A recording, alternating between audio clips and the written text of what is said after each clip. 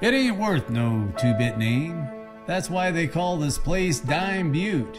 Why even the coyotes give it a wide berth, the grizzled old man told me. Just rattlesnakes, sage and grass, and a broken down homesteader's cabin. It's been many decades vacant since the family tried to scrape out a living here. Around 1908, a young couple showed up, high hopes and fresh off the train. A parcel of land sold to them back east by a schemer and sold to some dreamers. You can make it out west. There's land and plenty opportunity. Why, there's water just under the ground. For $100, you too could be a land baron. Buy this deed from me. The land shill made his play. You won't regret this buy. Sign here. And the money changed hands. When you get to Fort Benton, look up this feller here, Sammy Cook. Then he stuffed the papers into a fancy folder. Good luck, he said, and he was gone. Well, the two packed up what they had, a couple trunks, a couple suitcases, boarded the train for parts out west. The ticket man looked at them sadly. Take about a week to get there, barring any unforeseen delays. Well, the trees slowly gave way to green rolling grass, like waves on an ocean, the Grand Prairie. The two shared a berth to save some cash.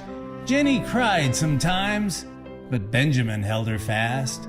Our future's here, and the train came to a stop. Sammy Cook was waiting for them by the train. Found you a good used buckboard and some tack. Follow me to the livery. We'll get some horses and I'll give you a map. Well, the two left the next morning, trunks and bags in the back. The reins held gently in Ben's big hands. Well, the coyotes howled all that night, just a sliver of the moon's waning light. After sunup, they were back on the trail. By afternoon, a featureless bluff rose up in front of them. Ben pointed, says here, Dime Butte. Well, there were some trees Ben sawed and cut, a little spring next to a nice flat spot, some down wood and branches to corral up the stock. They planted a garden and built a chicken coop, a little piece of heaven under Dime Butte. Ben bought some cattle from a neighbor 10 miles away. It was the last of their money, but Ben was sure they'd make it, my Jenny and me. Well, the winter winds blew, Ben plugged up the cracks. Why, they kept the chickens with them in that one-room shack. Don't worry, Jenny, winter's almost gone. But then the cattle got lost in all that white.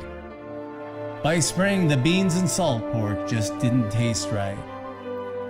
Ben found the cattle, what was left of them anyway. Once 30 head, now he had 8. Well, the road stayed greasy. June seemed to come late. They worked the garden and lived on antelope steaks.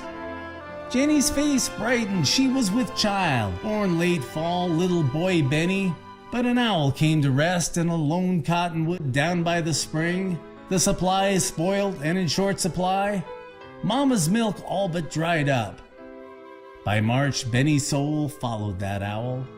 Well, Ben's confidence was starting to slip, but Jenny couldn't know, so he kept up his grin. But women know what's under the surface.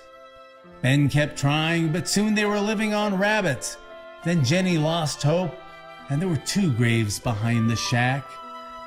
Well, Ben carried on and prayed to the stars, his nights filled with spirits and cries, fingernails full of hopeless dirt, emptiness on the Grand Prairie, a land barren of endless hurt.